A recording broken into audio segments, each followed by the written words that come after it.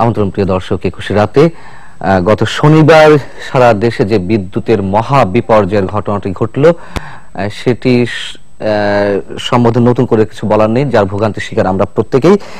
কিন্তু কেন এই ঘটনা ঘটলো এ বিষয়ে গতকালও আমরা আলোচনা করেছি, আজকেও করছি। আজ অবধি এর কোনো সুনির্দিষ্ট কারণ এখনো জানা যায়নি। যতটুকু আলোচনা হচ্ছে তা অনুমান নির্ভর করে আলোচনা করা হচ্ছে।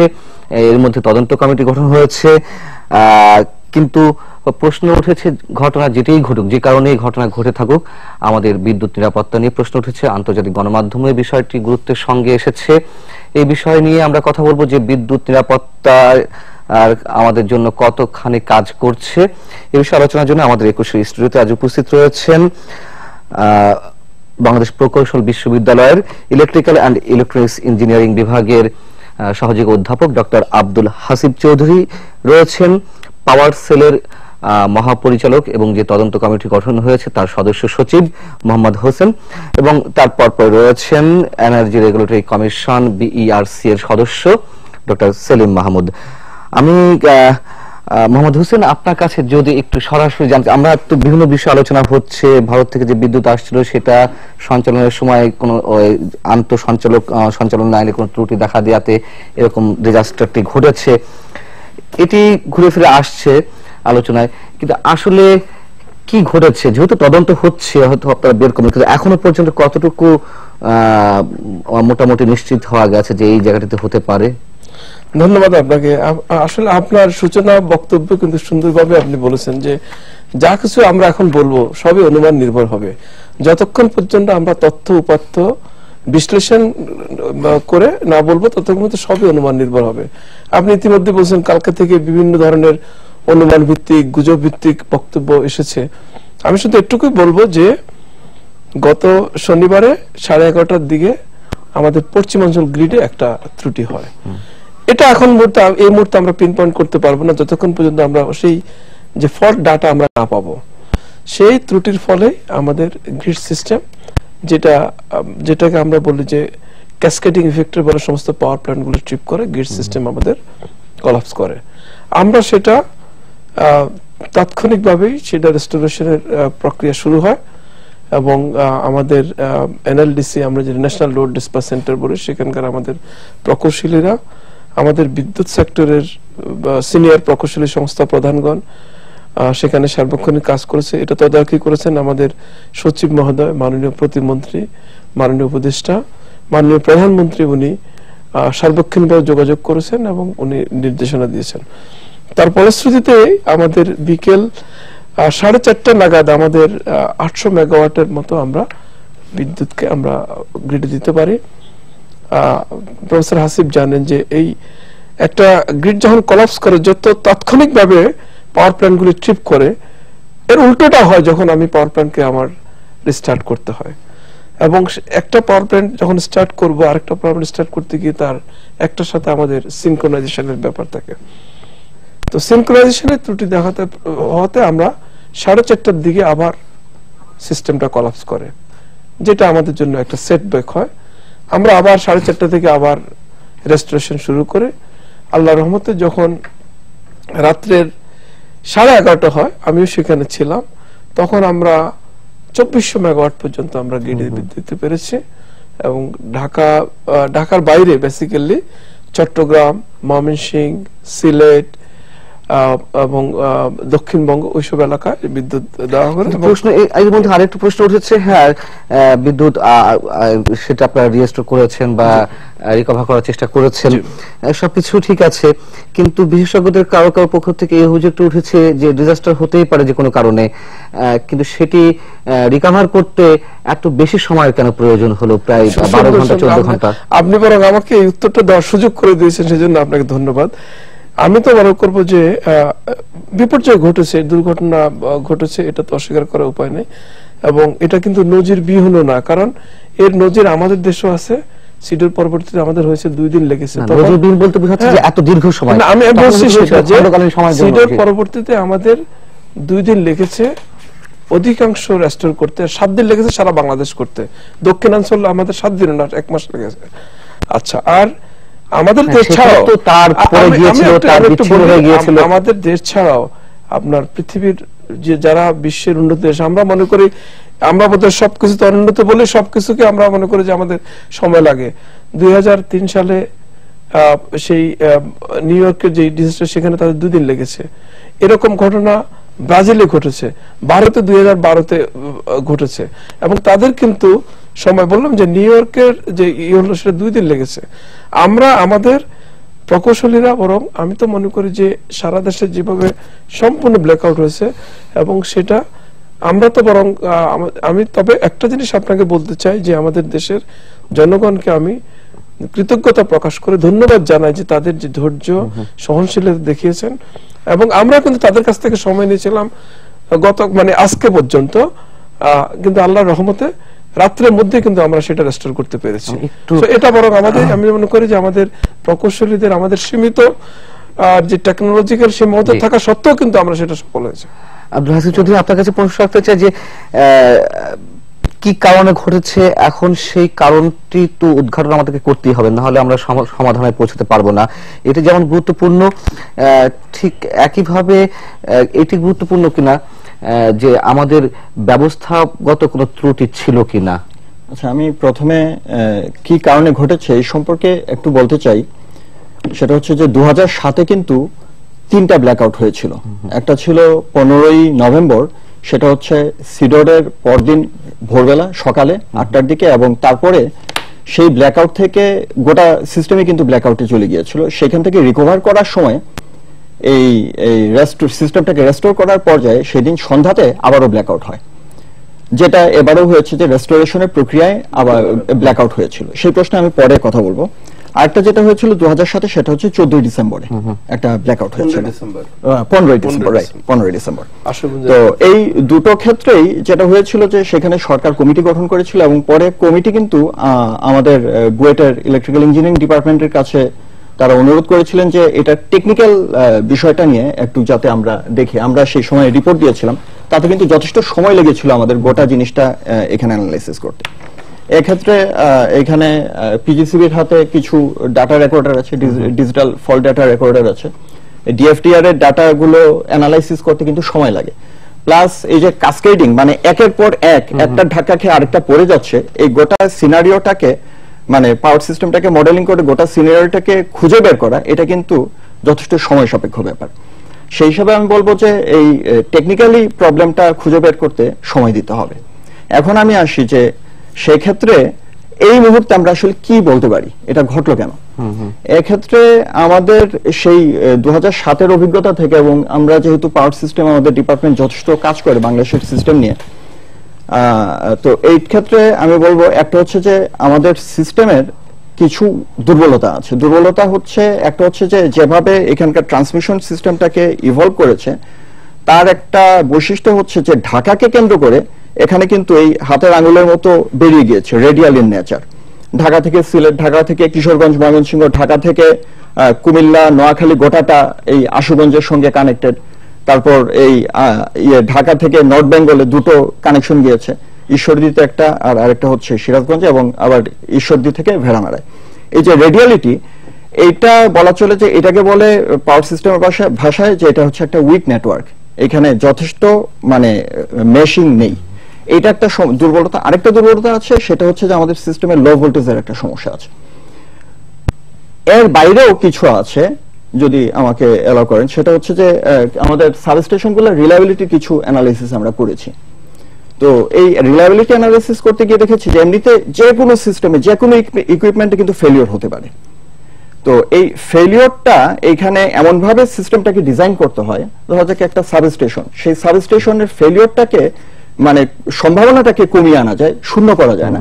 এই কমিয়ে আনাটার ক্ষেত্রে যে ধরনের ডিজাইনটা এখানে অ্যাডপ্ট করা দরকার, সেক্ষেত্রে হয়তো কিছু সীমাবদ্ধতা রয়ে গিয়েছে আমাদের সিস্টেম। এই সবকিছু মিলিয়ে আমাদের সিস্টেমের হচ্ছে দুর্বলতা। এই দুর্বলতাটার জন্য যখন এখানে ভেড়ামারায় একটা ধাক্কা পড়লো, এখন আমার নিজের স্টাডি আছে, তাতে দেখেছি যে ওই দক্ষিণাঞ্চলে আমাদের লো ভোল্টেজের প্রবলেম আছে। এখন যখন ভেড়ামারায় একটা ধাক্কা পড়লো, সেখান থেকে হঠাৎ করে একটা প্রায় 450 মেগাওয়াটের সোর্স বন্ধ হয়ে গেল। সেইখানে হয়তো দেখা যাবে স্টাডি করলে যে মাদারীপুর, গোপালগঞ্জ, ফরিদপুর এই এলাকার বাসগুলোতে লো ভোল্টেজের প্রবলেম দেখা দিয়েছে। আবার এদিক থেকে যেহেতু আশুগঞ্জ এবং ঘোড়াশালের সঙ্গে এই কানেকশন আছে, একটা হচ্ছে ঈশ্বরদীর মাধ্যমে ঘোড়াশাল, একটা হচ্ছে সিরাজগঞ্জের মাধ্যমে আশুগঞ্জে কানেকশন আছে, ফলে এইখানকার সমস্যাটা কিন্তু আশুগঞ্জ এবং সিরাজগঞ্জকে নক করবে। এখন কি হয়েছে আমি জানি না, কিন্তু নক করলে সেইখানে কিন্তু সমস্যা হয়ে থাকতে পারে। তো এই সব ক্ষেত্রে মানে এটা হচ্ছে মানে সাধারণ ধারণা থেকে আমি বলছি, সলিউশনের বিষয়ে হয়তো পরে কথা বলা যাবে। আসছে আপনার কাছে অবশ্যই। ডক্টর সেলিম মাহমুদ, আপনি আচ্ছা আমি একটু সাপ্লিমেন্ট করি আমাদের যে প্রশ্ন, এটা আপনার দুজনকে বিশেষ করে মাহমুদ হোসেন যে কথা খুবই গুরুত্বপূর্ণ, উনি দুইটা উদাহরণ দিয়েছেন আর কি। বেসিক্যালি যে জিনিসটা হয়েছে, যে আপনি যে কথাটা বললেন, অনেকে ব্লেম, আমি আজকে পত্রপত্রিকা দেখছিলাম বিভিন্ন অনেকে বলছে আর কি যে এত সময় কেন নিল। সময়টা দেখা গেছে যে প্রায় 12 ঘন্টার মতো, এই ব্ল্যাক আউট যেটা হয়েছে। প্রথমত হচ্ছে যে আমি বলে নিই, আমি কিছু আমার লিমিটেশনের কথা বলি।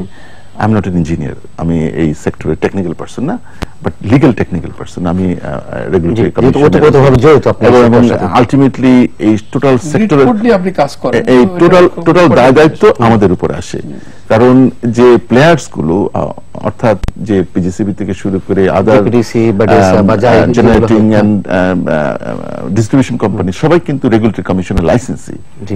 তো বিষয়টা হচ্ছে যে আলটিমেটলি দায়-দায়িত্ব আমাদের উপর আসে as a guardian of the sector. তবে এখানে একটা ভেরি ইন্টারেস্টিং, ওনার সাথে একটু সাপ্লিমেন্ট করছি আর কি। 2000 যে ঘটনাটা উনি বলেছেন 2003 সালের কথা। 2003 সালে আমি তখন ব্রিটেনে আমি পিএইচডি করছিলাম এই এনার্জি পলিসির উপরে, ডান্ডি বিশ্ববিদ্যালয়ে। তখন এই ব্ল্যাক আউটটা হয়, আমার ডেটটা এখনো মনে আছে, 14 আগস্ট। আমেরিকাতে আপনার যে কানাডা আমেরিকার যে ক্রস বর্ডার ইন্টারকানেকশন, ওখান থেকে সূত্রপাত হয়েছিল। যে ব্ল্যাকআউট যেটা হয়েছে ইমিডিয়েটলি আমেরিকার 8টা স্টেট এবং কানাডার টরন্টো, এরপরে আমেরিকার আরো 7টা স্টেট, কানাডার আরো 5টা স্টেট, আমেরিকার আপনার 15টা স্টেট আর কানাডার 6টা স্টেটের মতো। এখন এই যে টোটাল ব্ল্যাকআউট, উনি যেটা বললেন কারেক্টলি বলেছেন, কিন্তু সময়টা আমি আর একটু স্পেসিফিক্যালি বলি, যেহেতু এই সেক্টরে অনেকদিন গবেষক হিসেবে কাজ করছি। রেস্টোরেশনটা হয়েছে কমপ্লিট 7 দিনে, মানে মিনিমাম পিরিয়ড ছিল 3 দিন আর ম্যাক্সিমাম 7 দিন লেগেছে। এটা আমেরিকার মানে শিল্পোন্নত দেশ এবং পৃথিবীর ওয়ান অফ দ্য পাওয়ারফুল, এবং তাদের সিস্টেম বলা যায় যে সব শক্তিশালী সিস্টেম। ওদের এনার্জি সিকিউরিটি বলেন, ন্যাশনাল সিকিউরিটি বলেন, ওই পয়েন্ট অফ ভিউ থেকে আমাদের প্রতিবেশী দেশ ভারতে কি হয়েছে, 2012-র 30শে জুলাই যে ব্ল্যাকআউটটা হয়েছিল, সেখানে 22টা স্টেট ইমিডিয়েটলি এফেক্টেড হয়েছে। এখানে আপনি দেখেন এই যে পিকচারটা, এই northern, eastern and north eastern প্রায় 22টা স্টেট এবং 62 কোটি মানুষ, এবং 3 দিন লেগেছে এটা, মানে 2 থেকে 3 দিন লেগেছে। উনি ওনাদের প্রতি আমি আমার পার্সোনাল গ্রেটফুলনেস প্রকাশ করছি ওনার প্রতি, যে আমাদের ইঞ্জিনিয়াররা কিন্তু ওয়ার্ল্ড ক্লাস ইঞ্জিনিয়ার্স।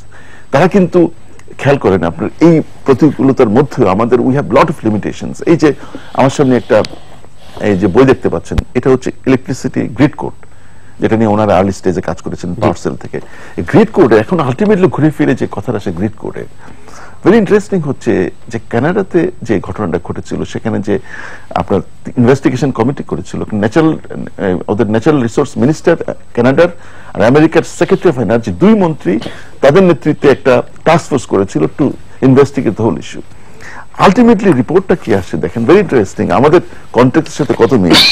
তারা যে রিপোর্টটা দিয়েছে, যে বলছে যে the current US law does not require electric reliability standards, যে গ্রিড কোডের যে লিগ্যাল স্ট্যান্ডার্ড, যেটা এনার্জি রেগুলেটরি কমিশন এটাকে একটা রেগুলেশন হিসেবে, প্রবিধান হিসেবে আমাদের জারি করার কথা। আমরা একটা এখনো কিন্তু এটা ড্রাফট স্টেজে আছে, আমরা কিন্তু এখনো গ্যাজেট নোটিফিকেশন করিনি, যদিও এটাকে প্রিন্ট ভার্সন এখন এটা প্র্যাকটিস করছে, কিন্তু এর কোনো লিগ্যাল এনফোর্সেবিলিটি নেই।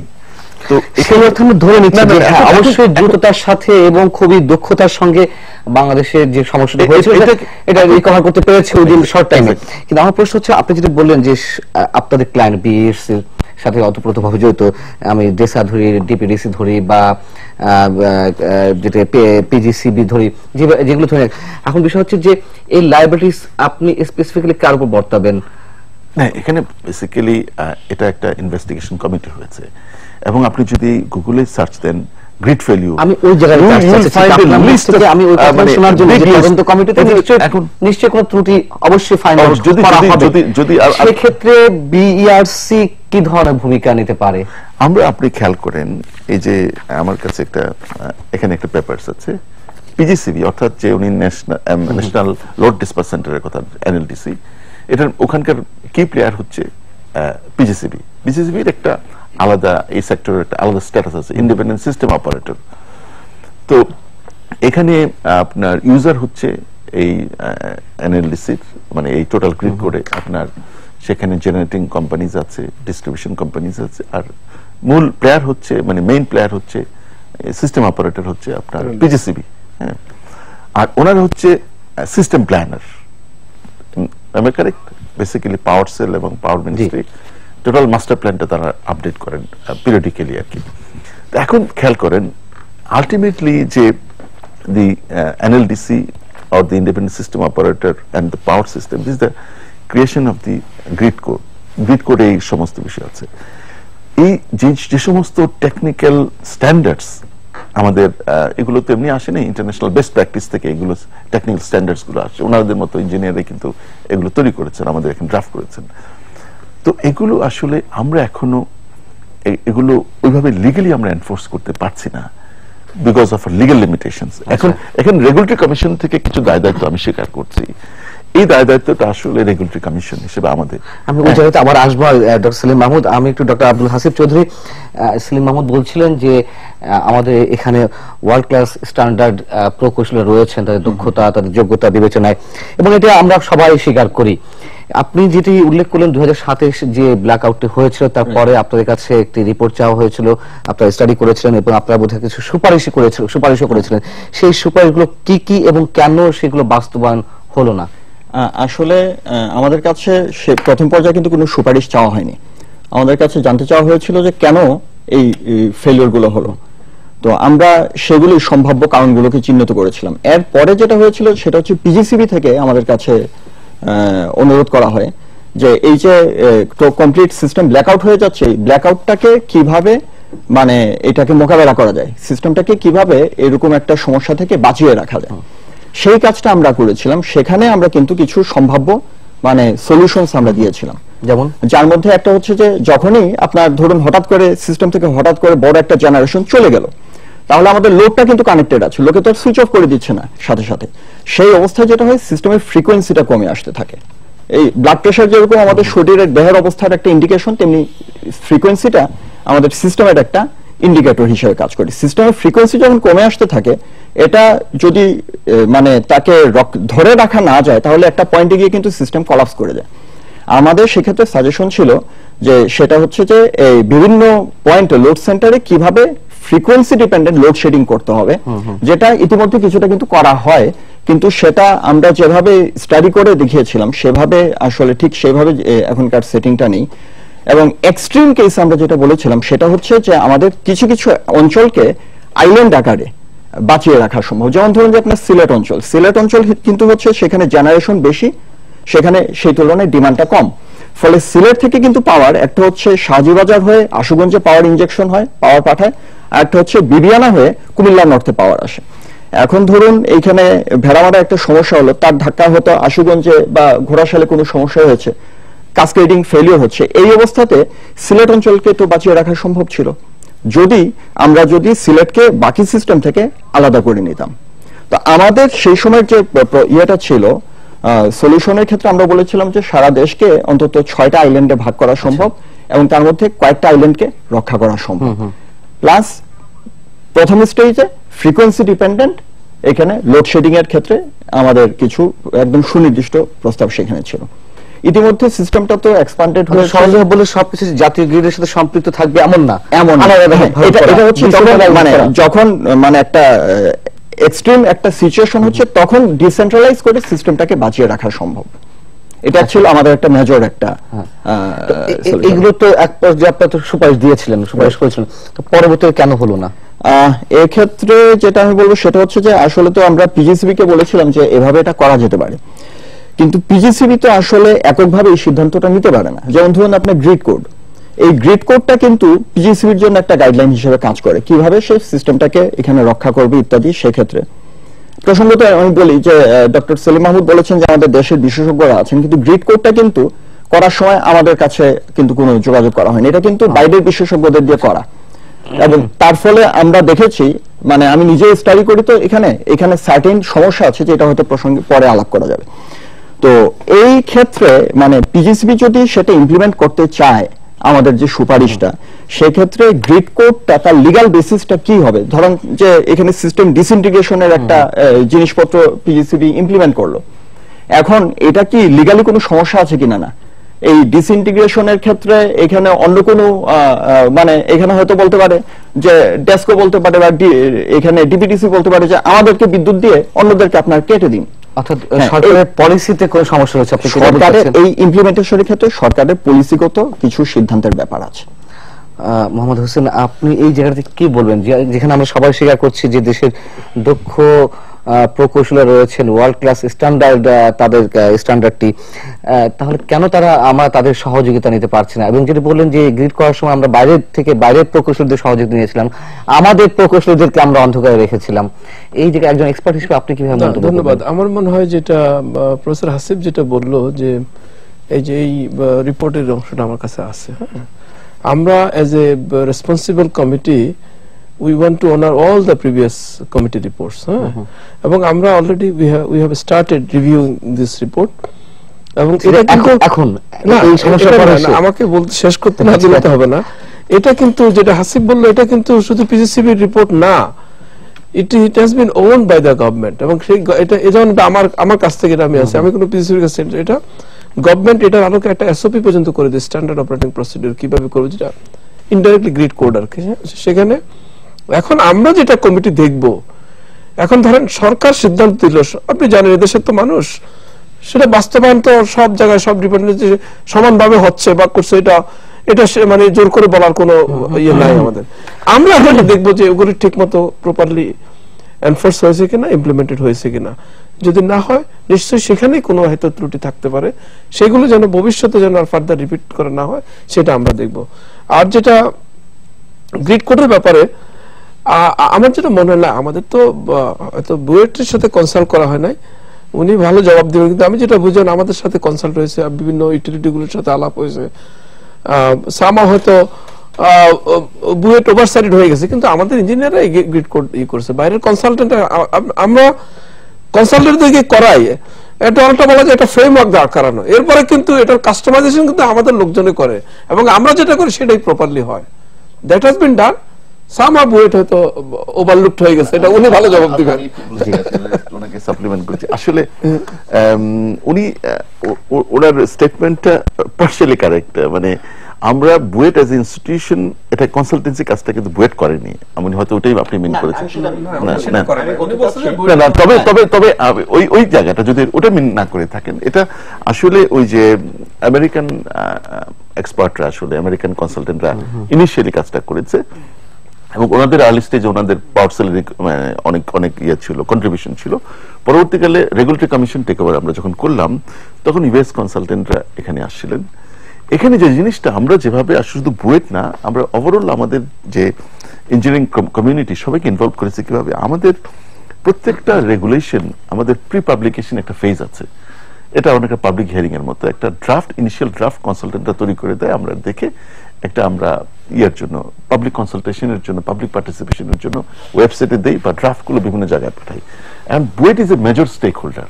আমরা আমাদের যে 42টা, আমার এখনো সংখ্যাটা মনে আছে, 42টা পাওয়ার সেক্টরের 42টা স্টেক হোল্ডার ইনক্লুডিং গভর্নমেন্ট, সেখানে বুয়েট আছে, এবং বুয়েটের আপনাদের বেশ কয়েকজন প্রফেসর কিন্তু রেগুলার আসে আমাদের এখানে।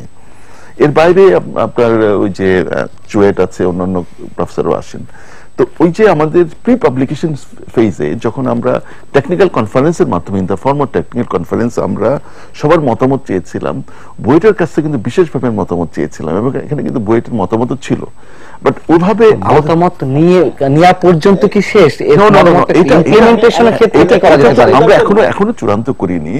আমরা এটা 2007-এ যে জিনিসটি প্রপোজ করা হলো বুয়েট থেকে বা ডক্টর হাসিবুল সেখানে ছিলেন, 2007-এ যদি তখন থেকে কাজ শুরু হতো নিশ্চয়ই আজকে এই ডিজাস্টারের মুখোমুখি হতো না।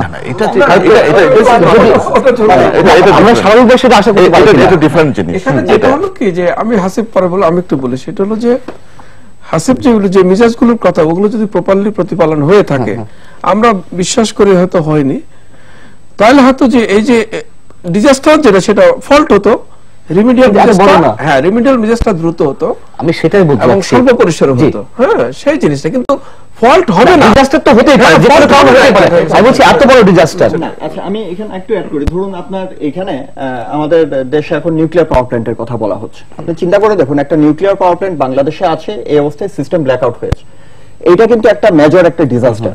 কারণ হচ্ছে নিউক্লিয়ার পাওয়ার প্ল্যান্টে আপনি তো তার যে ভেতরের যে ফিউশন রিঅ্যাকশনটা তো আপনি বন্ধ করতে পারছেন না। আপনি যখনই ব্ল্যাকআউট হয়ে যাচ্ছে, আপনার জেনারেটর আর কিছু উৎপাদন করতে পারছে না, তার ভেতরের হিটটা কিন্তু উৎপন্ন হচ্ছে এবং হিটটাকে আপনাকে কিন্তু কুলিংটা তার বজায় রাখতে হবে। আচ্ছা, এটার জন্য আপনি হয়তো নিজস্ব সেখানে জেনারেটর রাখলেন, কিন্তু রেস্টোরেশনের ক্ষেত্রে যদি এই 12-14 ঘন্টা লাগে, এবং সেরকম একটা পাওয়ার প্ল্যান্টে কিন্তু আপনার 1000 মেগাওয়াটের একটা পাওয়ার প্ল্যান্টে হয়তো 50-60 মেগাওয়াট তার ইন্টারনাল কনজাম্পশনই লাগে। তো এইটা কিন্তু আপনার একটা রিস্কি সিচুয়েশন তৈরি করে, যেখানে বাংলাদেশে মানে আপনার ডিজেলের জায়গায় পানি ভরে রাখবে কিনা না এটা নিশ্চয়ই গ্যারান্টি কি। জি, অ্যাপার্ট ফ্রম দ্যাট আমি অন্য আরেকটা যেটা বলতে চাচ্ছিলাম সেটা হচ্ছে যে আপনার এই ইয়েতে ধরুন আমরা একটা সলিউশন হয়তো একটা করলাম, কিন্তু এই একটা সলিউশনই কিন্তু যথেষ্ট না। বাংলাদেশের সিস্টেমের উপর কিছু অ্যানালাইসিস আসলে দরকার, ডিটেইল অ্যানালাইসিস দরকার। একটা হচ্ছে যাকে বলে সিকিউরিটি অ্যানালাইসিস, এটা কিন্তু সামরিক নিরাপত্তা অর্থে না। সিকিউরিটি অ্যানালাইসিস হচ্ছে ইঞ্জিনিয়ারিং সিকিউরিটি অ্যানালাইসিস, যেটা পাওয়ার সিস্টেমের উপর করতে হয়। নানা রকম ঘটনা হলে আমার সিস্টেমটা কি রিঅ্যাক্ট করে, হয়তো আমরা একটা সলিউশন করে রাখলাম, কিন্তু দেখা গেল যে অমুক জায়গায় একটা ঘটনার ফলে আমার সিস্টেম আর থাকছে না। ফলে এই সম্ভাব্য সব ধরনের সিনারিও, এবং এটা কিন্তু মানে হান্ড্রেডস অফ সিনারিও মানে নিয়ে এই অ্যানালাইসিসটা করতে হয়। সিকিউরিটি অ্যানালাইসিসটা এখানে নেই। একটা হচ্ছে যে ভালনারেবিলিটি অ্যানালাইসিস, ধরুন এখানে একটা হারিকেন আসলো, একটা ঘূর্ণিঝড় এলো, সেই ঘূর্ণিঝড়টা আমাদের সিস্টেমকে কিভাবে আঘাত করছে, তার ফলে আমার সিস্টেমটা ব্ল্যাকআউটে যেতে পারে কিনা না, এটা কিন্তু সিকিউরিটি অ্যানালাইসিসটা কিন্তু সেই কাজটা করে না। ভালনারেবিলিটি অ্যানালাইসিস সেটা আমাদের দরকার। এখানে আরেকটা হচ্ছে যে আপনার ধরুন রিলায়েবিলিটি অ্যানালাইসিস করা দরকার। যেমন দেখেছি আমি নিচে কয়েকটা 230 বা 132 কেভি সাবস্টেশনের রিলায়েবিলিটিটা খুব লিমিটেড অর্থে অ্যানালাইসিস করে দেখেছি। যেমন ঈশ্বরদী হচ্ছে কিন্তু একটা দুর্বল পয়েন্ট আমাদের সিস্টেমে, সেই তুলনায় ঢাকার আশেপাশের সাবস্টেশনগুলো বেটার পজিশনে আছে। তো এই যে অ্যানালাইসিস গুলো, এগুলো কিন্তু আসলে করতে হবে। অন্যদিকে আমি যেটা বলবো যে আমাদের প্রকৌশলীরা তাদের দক্ষতা এবং অভিজ্ঞতা, এইটার কোনো বিকল্প নেই। যে কোনো পাওয়ার সিস্টেমে যখনই বলি যে অ্যানালাইসিস করতে হবে ইত্যাদি, এটা কিন্তু এমন না যে 2+2 4 এরকম একটা ম্যাথমেটিক্যাল অ্যানালাইসিস যথেষ্ট। এখানে কিন্তু আপনার অভিজ্ঞতাটা এইখানে খুব বেশি মানে গোটা সিস্টেম মডেলিং এর ক্ষেত্রে ইন্টিগ্রেট করতে হয়। হাসিবের যে অবজারভেশন গুলো সেগুলো কিন্তু মোটামুটি আমরা গ্রেড করে সোফার আমি বুঝতে পেরেছি আপনার বিষয়গুলো অ্যাড্রেস করা হয়েছে। তবে বিষয়টা হচ্ছে কি আমাদের কিছু দায়িত্ব যেটা আমি বলতে চাচ্ছি, আমি সেই দায়িত্ব বিষয়ে আসবে একটা ছোট্ট বিরতি পরে, আমাদের হাতে একেবারে সময় নেই। দর্শক ফিরছি একটা ছোট্ট বিরতি পরে।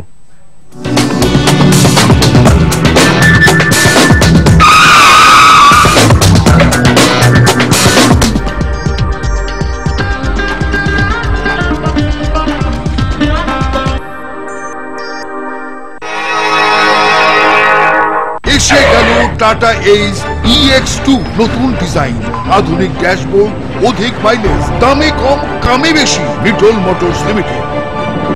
টাটা 1109 EX2 জ্বালানি সাশ্রয়ী, শক্তিশালী টার্বো ইঞ্জিন, পাওয়ার স্টিয়ারিং।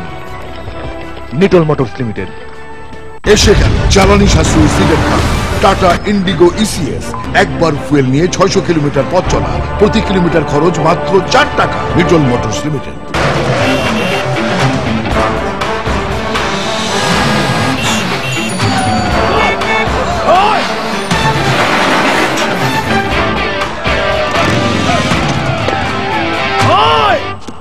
থামো, আর এক পাও সামনে আগাবে না। জানিস আমার সাথে কতজন? আর আমার সাথে সারা বাংলাদেশ। আসুন একসাথে রুখে দেই সহিংসতা, গড়ে তুলি শান্তির দেশ। টাটা এলপিটি 709 EX2, লম্বা ও শক্তিশালী চেসিস ফ্রেম, অধিক ক্ষমতা সম্পন্ন diesel engine, Nitol motors limited. Tata LPT 909 EX2, মাটি, বালু, ইট, পাথর পরিবহনের জন্য বিশেষভাবে তৈরি নতুন প্রজন্মের truck, Nitol motors limited. Tata HHT, ছোট ট্রাক, বড় কাজ, অধিক জ্বালানি সাশ্রয়ী 4 stroke engine, Nitol motors limited. যা তোমার ভাঙা বাড়িতে আমি যাব না। আচ্ছা, তোমার ঘরের ঘরনি আমি হব না। এত বড় কথা? গ্যালকো রঙিন ঢেউটিন 1990 সাল থেকে সবার মুখে মুখে। গ্যালকো রঙিন ঢেউটিনে কি চমৎকার বাড়ি। গ্যালকো স্টিলের নিপ্পন মার্কা রঙিন ও সাধারণ ঢেউটিন বাজারের সেরা। এসে গেল ইন্ডিকা ভিস্তা, আরামদায়ক ভ্রমণের জন্য আধুনিক ডিজাইন ও জ্বালানি সাশ্রয়ী। টাটা সুপার এইস, শক্তিশালী 4 cylinder diesel engine, power steering, Nitol motors limited. Tata xenon pickup, শক্তিশালী 4 সিলিন্ডার ডিজেল ইঞ্জিন।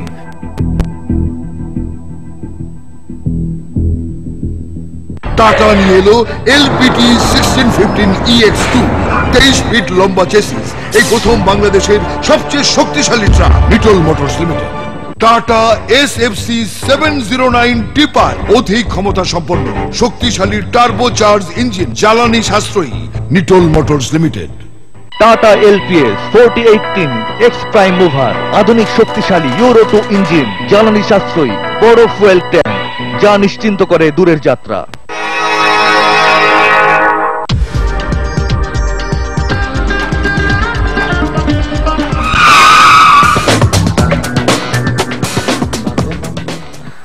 দর্শক দেখছেন 21 রাত। ডক্টর সেলিম মাহমুদ, আপনি আপনাদের দায় দায়িত্বের কথা বলছিলেন, ছোট করে একটু বলতেন সেই দায় দায়িত্বগুলো আপনারা কিভাবে পালন করতে পারেন? ধরেন আপনার রেগুলেটরি হিসাবে, রেগুলেটরি কমিশন হিসাবে যে টোটাল পাওয়ার সেক্টরের যে পাওয়ার সিস্টেম, এর অ্যাকাউন্টেবিলিটি কিন্তু আমাদের কাছে, এবং এটা অ্যাকাউন্টেবিলিটি আমাদের কাছে, এটা এক ধরনের গার্ডিয়ানশিপ। অন্যদিকে আমাদেরও দায় দায়িত্ব আছে। তো আসলে যে জিনিসটা হচ্ছে, আপনি জানেন যে ঘটনাটা আমি বললাম, যে ইভেন আমেরিকা তো যে এই যে পাওয়ার সিস্টেমের স্ট্যান্ডার্ড, লিগ্যাল স্ট্যান্ডার্ড নেই, তার ফলে কিন্তু তারা ওই সময় কাউকে প্যারালাইজ করতে পারেনি। তো আমরা যে জিনিসটা হচ্ছে, যেহেতু আমরা এখন একটা ক্রস বর্ডার ট্রেডের মধ্যে ঢুকেছি, ভারত থেকে আমরা 500 মেগাওয়াটের মতো বিদ্যুৎ ইম্পোর্ট করছি, আমরা পাচ্ছি। এখানে আপনার নর্থ ইস্ট থেকে, অরুণাচল প্রভিন্স থেকে আমরা বিদ্যুৎ পাবো, আমরা ত্রিপুরা থেকে পাচ্ছি, তারপরে নেপাল ভুটানের হাইড্রো ইলেকট্রিসিটি পাওয়ার সম্ভাবনা আছে। এখন ওভারঅল একটা সাউথ এশিয়ার ইস্টার্ন পার্টে কিন্তু একটা পাওয়ার হাব ডেভেলপ করছে, এবং সেখানে আমরা এখানে প্লেয়ার হিসেবে আমরা ঢুকছি। তো এখানে আমি মনে করি আমার সাথে দুজন বিশেষজ্ঞ একমত হবেন যে আমাদের এই যে গতকালের ঘটনাটা আমাদের জন্য একটা অ্যালার্মিং ঘটনা, যে ভবিষ্যতে যে ওয়েক আপ কল।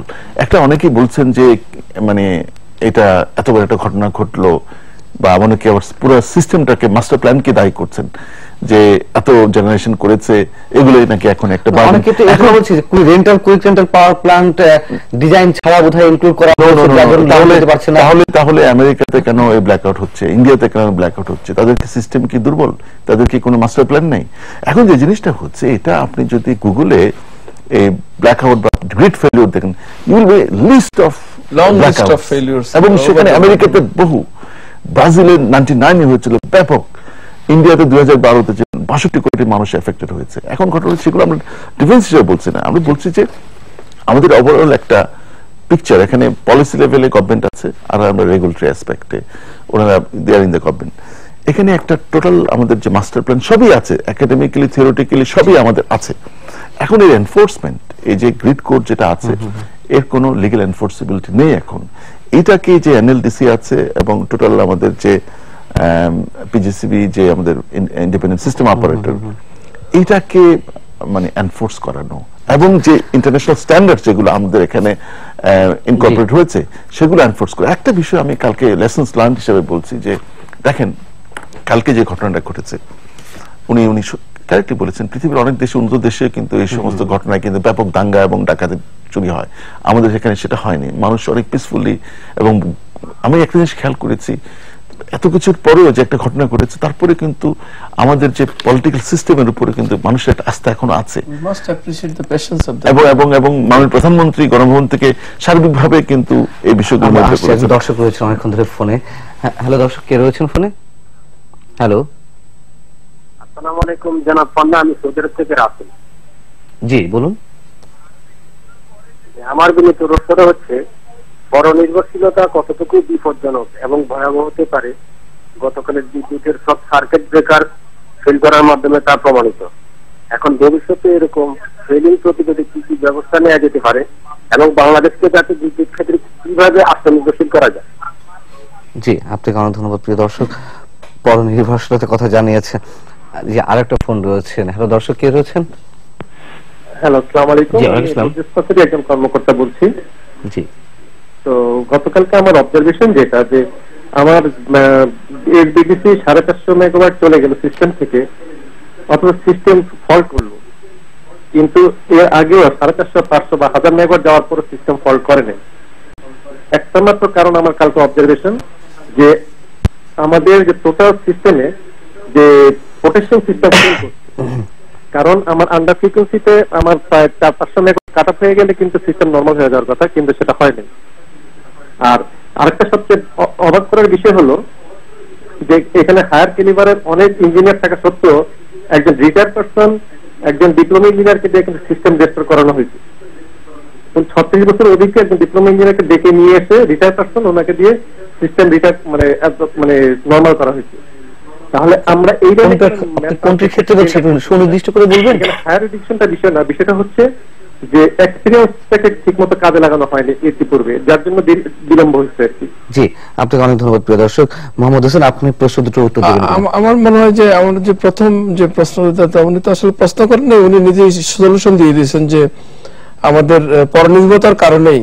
তো আমি বিনীতভাবে আপনাকে অনুরোধ করবো, একটু ধৈর্য ধরুন, আসলে সমস্যাটা কোথায় ছিল সেটা আমার জানার চেষ্টা করি। আমরা অতি উৎসাহী হয়ে, অতি অ্যাপ্রিহেন্ডেড হয়ে আমাদের যে উজ্জ্বল সম্ভাবনার দ্বার, যেটা আমাদের ডক্টর সেলিম বলতেছিল যে ভবিষ্যতে আমাদের ক্লিন এনার্জি যেটা বলতে বোঝায় এই সাবকন্টিনেন্টে, সাব রিজিয়নে, সেটা হলো নেপাল, ভুটান থেকে আমরা হাইড্রো পাওয়ার আনবো। মাত্র 500 মেগাওয়াট আসা শুরু হয়েছে। এই আপনারা যদি ধরেন আমাদেরকে সহযোগিতা না করেন, আর এই অতি ভীতি যেটা জুজুর ভয়, এটা দিয়ে দয়া করে আপনারা বরং এটা আসলে পরনির্ভরতা বা ভারতের বিদ্যুতের এখানে কোনো বিষয় নয়, এটা একান্তই টেকনিক্যাল প্রবলেম। সেই প্রবলেমটা বলতে পারি কিনা এখনই যে ভারতের যে বিদ্যুৎ আসার কথা যেটা আসছিল সেই বিষয়ে, সেই কারণে এটি ঘটেছে কিনা সেটা তো না। আমাদের যে এসবিডিসি সিস্টেম রয়েছে সেটা তো আসলে প্রফেসর হাসিব ভালো বলতে পারবে বা একমত হবে, সেটা হলো যে ওখানকার কোনো ফল্টে আমার এখানকার সিস্টেমে কখনো ইয়ে করবে না। তো আমি আসছি আপনার কাছে আবার এই বিষয়টা একটু শুনে আসি। এক্ষেত্রে মানে বিদ্যুৎটা ভারত থেকে আসলো না কোথা থেকে আসলো সেটা মুখ্য বিষয় না, যেটা দেখার বিষয় সেটা হচ্ছে যে আমার একটা সিঙ্গেল পয়েন্টে 500 মেগাওয়াট পর্যন্ত ইনজেকশনের আমি ব্যবস্থা করেছি। এখন আমি জানি না যে এই একটা সিঙ্গেল পয়েন্টে 500 মেগাওয়াট ইনজেকশন হচ্ছে এবং সাডেনলি এটা চলে গেলে সিস্টেমে গ্রিডের কি অবস্থা হবে, এটা কোনো মানে ট্রানজিয়েন্ট অ্যানালাইসিস হয়েছে কিনা বা অন্যান্য সিকিউরিটি অ্যানালাইসিস গুলো আসলে আদৌ হয়েছে কিনা না, সেইগুলো যদি ঠিকমতো হয়ে থাকে এবং প্রিভেন্টিভ ব্যবস্থা যদি থাকে, তাহলে এইখানে শুধু ভেড়ামারা কেন, এখানে আশুগঞ্জেও যদি পাওয়ার চলে যায় কিংবা ঘোড়াশালেও যদি কমপ্লিট ফেলিওর হয়, তাহলে সিস্টেম ফেলিওর হওয়ার কথা না।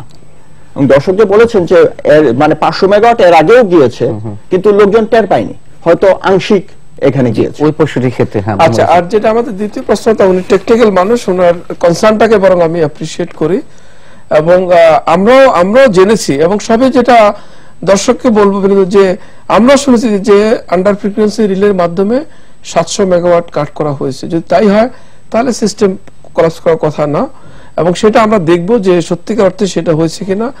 এবং আমার জানা নেই, উনি যেটা বললেন যে একজন রিটায়ার্ড করা ডিপ্লোমা ইঞ্জিনিয়ারকে দিয়ে আমার ইঞ্জিনিয়াররা, আমার পিএসসিবির ইঞ্জিনিয়াররা সার্বক্ষণিক তারা আমাদের উপস্থিতি কাজ করেছেন, সবাই মিলেই সবার সম্মিলিত প্রচেষ্টায় কিন্তু সিস্টেমটা রেস্টোর হয়েছে।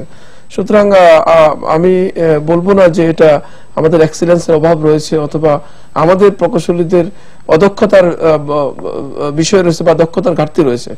আমার মনে হয় এটা সার্বিক তদন্ত সাপেক্ষে কিন্তু আমরা পরিচ্ছন্ন এর জবাব পাবো। ডক্টর সেলিম মাহমুদ, আপনি এর আগে কিছু বলছিলেন, আমি মাঝপথে আমি যেটা বলতে চাচ্ছিলাম, অনেকেই দেখা গেছে গত একদিনে অনেকে টোটাল আমাদের পাওয়ার সেক্টর এবং গভর্নমেন্টের মাস্টার প্ল্যান সার্বিক এই সাকসেস গুলো এগুলোকে ব্লেম করছে যে এত পাওয়ার জেনারেশন দরকার ছিল। এখন যেরকম কথা আসছে গতকাল আমরা আমাদের এখানে অনেক এই জিনিসটা আমি আপনাকে বলি, ৭,০০০ বা ৬,০০০ মেগাওয়াট বিদ্যুৎ আমরা জেনারেট করছি বা ১০,০০০ মেগাওয়াট উৎপাদন ক্ষমতা সম্পন্ন প্ল্যান্ট আমরা নির্মাণ করেছি। সেখানে এত বড় যে বিষয়টি ডক্টর হাসিব বলছিলেন যে আমরা আমাদের মূলে কেন যেতে পারছি না, যে আমাদের যা হায়ার এডুকেটেড ইঞ্জিনিয়াররা রয়েছেন তাদেরকে নিয়ে তাদের যে প্ল্যান সেই প্ল্যান ওয়াইজ কাজ করতে পারছি না। সেটা কাজ হচ্ছে। আমার মনে হয় আমি ডক্টর সেলিম যদি আমাকে একটু স্পেয়ার করে, আমি আসলে এটা আনঅ্যাটেন্ডেড থেকে গেছে। ডক্টর হাসিব যেটা বললেন যে আমাদের সিস্টেমের দুর্বলতা রয়ে গেছে এবং যে ট্রান্সমিশন নেটওয়ার্ক আমরা ডেভেলপ করেছি সেটা ওয়েল ডিজাইন না। আমি এটা সরাসরি এটাকে ডিফাই করব না, কারণ যেটা হলো বাস্তব যেটা সেটা হলো যে আসলে আমাদের সিস্টেম তো অনেক বড় হয়েছে। আজ থেকে 5 বছর আগে আমাদের সিস্টেম ছিল 4,000 মেগাওয়াটের, এখন সেটা 11,000 মেগাওয়াট হয়েছে। এবং এটা কিন্তু এমন না যে ধরেন রাতারাতি সবকিছু হয়ে যাবে। আমাদের আমরা অতীত থেকে যেটা শিক্ষা নিয়েছি যে জেনারেশন নাই কিন্তু আমার ডিস্ট্রিবিউশনের নেটওয়ার্ক হয়ে গেছে, যেটা জানেন যে খাম্বার পর খাম্বা হয়েছে, বিদ্যুৎ নাই। আমরা ওই অভিজ্ঞতা থেকে কিন্তু আমরা জেনারেশন আমরা বাড়িয়েছি। এখন আমরা আমাদের ট্রান্সমিশন এবং ডিস্ট্রিবিউশনের দিকে নজর দিয়েছি। যদি এই ধরনের ইস্যুস গুলো থাকো, আমার মনে হয় ইনশাআল্লাহ ভবিষ্যতে সেগুলো আমরা করতে পারবো। ডক্টর সেলিম মাহমুদ, তদন্ত রিপোর্ট আসার পরে যারা গিলটি প্রমাণিত হবে বা যাদের ত্রুটির কারণে এটি হয়েছে, তা আমরা কতটুকু নিশ্চিত হব যে আপনাদের পক্ষ থেকে সেখানে আমাদের পক্ষ থেকে আমরা রেগুলেটরি বা লাইসেন্সিং অথরিটি যাদের ঘটনা হচ্ছে, PGCB is the main player, এখানেও পিডিবিও আছে এর সাথে প্লেয়ার হিসাবে। তো যদি কেউ সরকারি যে তদন্ত কমিটি, যেটা সরকার গঠিত যে টেকনিক্যাল পার্সনদেরকে নিয়ে যে তদন্ত কমিটি গঠন করেছেন, সেখানে যদি কাউকে দোষী সাব্যস্ত করা হয় সেটা অবশ্যই সরকার এনফোর্স করে। রেগুলেটরি কমিশন থেকে যেখানে আমাদের এনফোর্সমেন্ট মেকানিজম নেওয়া দরকার সেটা আমরা করব। আরেকটা বিষয় যেটা হচ্ছে to supplement mister Mohammad Hossain, যে বিষয়টা হচ্ছে যে টোটাল সেক্টরকে যারা দায়ী করছে না, তারা না বুঝছে এবং অতি উৎসাহী বলে বলছে। খেয়াল করেন, আমি যদি গরু গাড়িতে চলাফেরা করি তাহলে কিন্তু কোনো ঝুঁকি থাকবে না। যদি আমি অত্যাধুনিক মোটর গাড়িতে চলাফেরা করি তখন অ্যাক্সিডেন্ট ঝুঁকি থাকে। আমাদের এই যে সেক্টরাল যে এক্সপানশন হয়েছে, অ্যাগ্রেসিভ জেনারেশন হয়েছে, হ্যাঁ এটা সত্যি আমাদের প্রায়োরিটি ছিল ওই সময় জেনারেশন। তবে যেটা করছে, যে কথাটা অনেকে বলছে যে ট্রান্সমিশন বা ডিস্ট্রিবিউশনে মনোযোগ দেওয়া, ইটস নট ট্রু। কারণ পিজিসিবির অনেকগুলো প্রজেক্ট আমরা গত কয়েক বছর দেখেছি, আইএফসি প্রজেক্ট আছে, অনেকগুলো প্রজেক্ট আছে। আমরা একটু ডক্টর হাসিব, আপনার কাছে আমার শেষ প্রশ্ন, যে এখন এই মুহূর্তে আমাদের কোন দিকটাতে নজর দেওয়া উচিত? প্রথমে যেটা দরকার সেটা হচ্ছে যে আপনার ব্ল্যাকআউট প্রিভেনশনের জন্য আমরা ইমিডিয়েট কি মেজারগুলো নিতে পারি এই সিস্টেমের মধ্যেই সেটা খুঁজে বের করা।